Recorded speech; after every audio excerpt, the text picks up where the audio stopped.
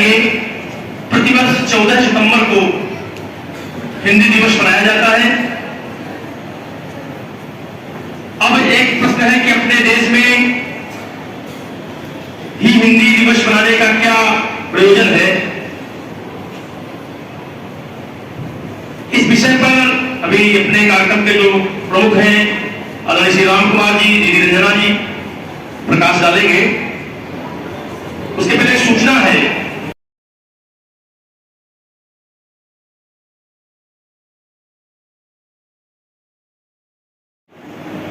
माननीय प्रधानाचार्य, समस्त सूरज आचार्य बंधुओं, छात्र संसद एवं कन्या भारती के पदाधिकारी भैया बहनों सहित सभी नवोदित भैया बहनों, आज हिंदी दिवस कार्यक्रम प्रस्तावित है। आज ही के दिन 14 सितंबर 1949 को भारत की संविधान निर्मात्री सभा ने यह निर्णय लिया था कि देश की राष्ट्रभाषा हिंदी होगी। इसीलिए इस दिन को हिंदी दिवस के रूप में प्रत्येक वर्ष मनाया जाता है। हिंदी का जो इतिहास है वो 1000 वर्षों का क्रमिक इतिहास है। आज हिंदी जिस स्वरूप में हमारे समक्ष है उसको इस रूप में आने में 1000 वर्ष का समय लगा है। आज हिंदी एक समृद्ध भाषा है।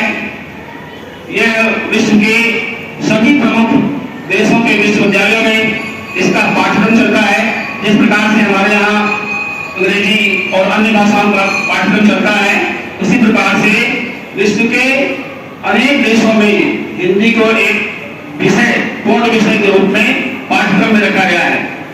जैसे जैसे वैश्विक मंच पर भारत की साख बढ़ गई है, लोग भारत को जानना चाहते हैं, भारत के विषय में सीखना चाहते हैं, इसलिए लोग हिंदी को पढ़ रहे हैं। यहाँ पे राष्ट्रभाषा और राजभाषा में अंतर स्पष्ट करना आवश्यक है। राष्ट्रभाषा से तात्पर्य किसी भी देश की वो भाषा जिसमें किसी को बोलते हैं अथवा समझते हैं, और राजभाषा से तात्पर्य भाषा राज को राज्य के प्रशासन की जो भाषा होती है उसे राजभाषा कहते हैं। उत्तर भारत के 10 राज्यों में जो हिंदी भाषी राज्य हैं वहां पर हिंदी उस प्रदेश की राजभाषा है। पहले को तो उत्तर प्रदेश सबसे बड़ा राज्य है, यहाँ भी जो प्रदेश की जो राजभाषा है वो हिंदी ही है, लेकिन सारा कार्य अंग्रेजी में होता है।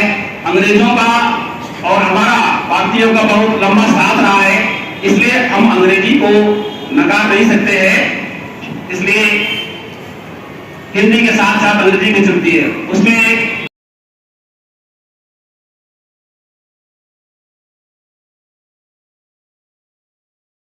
क्या हो, उन्होंने संसद में ये प्रश्न किया कि देश की जो राष्ट्रभाषा है कौन सी होनी चाहिए। लोगों ने कहा तुर्की भाषा होनी चाहिए, और उन्होंने संसद में कुछ लोगों ने इसके लिए समय मांगा।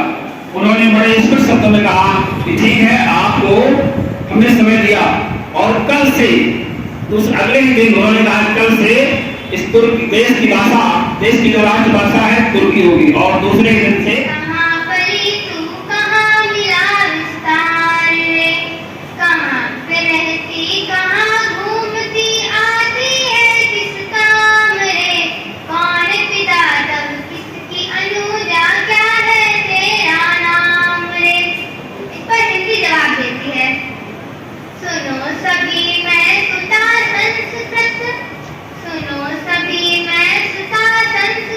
भारत मेरा राम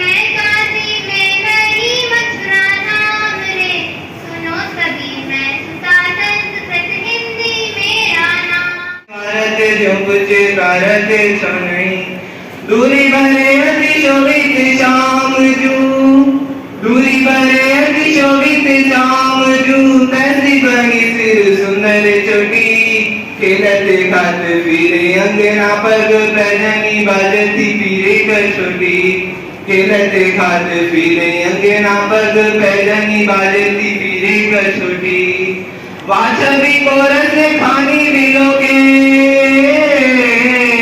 वाचवी कोरस खानी बिलो के वारत काम कलानी दी कोटी काग के बाग बड़े सजनी काग के भाग बड़े सजनी हरी हाथ सोले गयो माखन रोटी काग के भाग बड़े सजनी हरी हाथों से ले गयो माखन रोटी। हिंदी साहित्य में मानो आचार्य रामचंद्र शुक्ल ने कहा था कि सूरदास मानो सूर सूर ना रहे यशोदा हो गए और यशोदा यशोदा ना रही और सूर हो गए। हिंदी साहित्य में माँ की ममता को इतना ज्यादा उद्गार किया गया है जो कि अन्य भाषाओं में नहीं किया जा सकता है। आप सभी को पता होना चाहिए कि हमारी भाषा हिंदी है और यहाँ की बोली अवधी। हिंदी साहित्य के विकास के लिए हमारे लेखक लेखिकाओं ने जितना रीतिकाल से स्वतंत्रोत्तर युग अर्थात भारतीय युग से लेकर के छायावादोत्तर तक इसका विकास किया है और आज के कवियों ने मानो तो इसका क्षय करने का निर्णय ही ले लिया है। आज के लेखक हमारे हिंदी साहित्य का ह्रास करने में योगदान कर रहे हैं, जबकि कवि का मूल कर्तव्य होता है इसका विकास। यदि किसी देश के कवि और हम सभी ने हिंदी विषय की जो विशेषता है और उसके महत्व के विषय में अनेक वक्ताओं द्वारा वक्तव्य सुने। निश्चित रूप से हिंदी एक बहुत ही सरल सहज भाषा है, परंतु अगर आगे के क्रम में हम देखें तो जब लोगों के संबंध संपर्क बड़े दायरे में बनते हैं तो भाषाएं एक स्थान से दूसरे स्थान को स्थानांतरित होती हैं। भारत में लगभग 1000 वर्षों तक मिडिल ईस्ट का मतलब होता है मध्य और ईस्ट का मतलब पूर्व। मध्य पूर्व के जो शासन सत्ता थी उसने भारत पर अपनी सरकारें चलाई और अंतिम शासन सत्ता जो थी वो ब्रिटिशर्स की थी, वो हमारे ऊपर लगभग 200 वर्षों तक रहे। तो जो जब वो आए तो वो क्या लेके आए? इंग्लिश लेकर आए। और उससे पहले जो आए तो उनकी जो भाषा थी वो पहले थी फारसी, बाद में उसी फारसी में शुद्धिकरण होते हुए उर्दू भाषा आई। तो भारत में बहुसंख्यक क्षेत्र में उर्दू बोली गई और अंतिम जो हम पर शासन करने वाले थे वो थे ब्रिटिशर्स। तो उन्होंने हम पर अंग्रेजी थोपा या कह सकते हैं कि अंग्रेजी पर उन्होंने बाध्यता की, क्योंकि उनको अंग्रेजी में बात करना लिखना पढ़ना सरल था, हिंदी उनके लिए कठिनाई थी। अब जब वो गए 1947 में तो उसके बाद से भारत में भाषा पर बहुत अधिक डिबेट हुई है। भारत का नक्शा लगा हुआ है, जो जम्मू कश्मीर सबसे ऊपर दिखाई पड़ रहा है ना, वहाँ भाषा बोली जाती है डोगरी।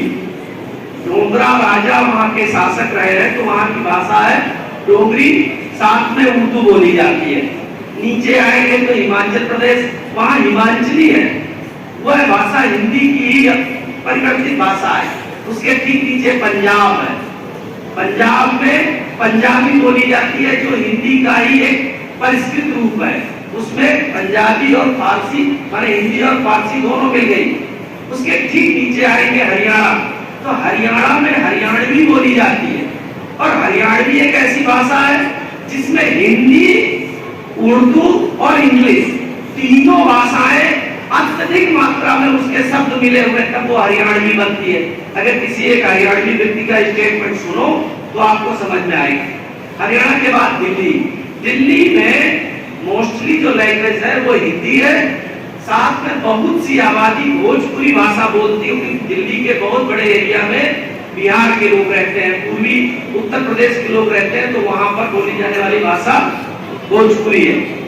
इसके बाद आप आगे आएंगे तो राजस्थान, राजस्थान में हिंदी बोली जाती है, साथ में उनकी एक जो ग्रामीण क्षेत्र में लोग राजस्थानी बोलते हैं, लेकिन वो राजस्थानी भाषा हिंदी से ही परिवर्तित हुई है। हिंदी के शब्दों को ही अपनी टोन में उन्होंने चेंज कर दिया। विश्व के अलग अलग कोनों में, क्योंकि गुजरात एक व्यवसायिक दृष्टिकोण से रहने वाले लोगों का क्षेत्र है, तो वो व्यवसाय के दृष्टि से बहुत अलग अलग भाषाएं हैं। मध्य प्रदेश में हिंदी बोली जाती है।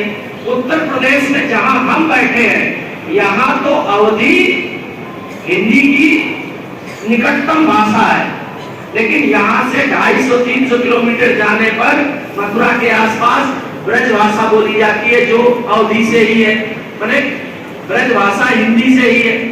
इसके इस तरफ जाओगे 250-300 किलोमीटर बनारस और पूर्वांचल की ओर, तो आपको भोजपुरी मिलेगी। मिक्स करके बंगाली भाषा बनती है, और बंगाली हिंदी अच्छे से जानते हैं, लेकिन बंगाली बोल वहाँ के लोग भी हिंदी बहुत अच्छी तरह से बोलते हैं। मणिपुर, त्रिपुरा, नागालैंड, अरुणाचल प्रदेश, यहाँ प्रायः इंग्लिश बोली जाती है।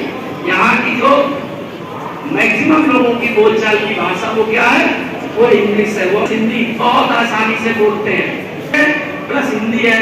मध्य प्रदेश की शुद्ध हिंदी भाषा है, मध्य प्रदेश में कोई दूसरी भाषा नहीं है, जिसको हम आज की डेट में एक टॉलीवुड के नाम से भी जानते हैं। तेलंगाना आंध्रा का ही भाग है, वो संस्कृत से परिष्कृत भाषा है मलयालम, माने संस्कृत से ही निकली भाषा है मलयालम।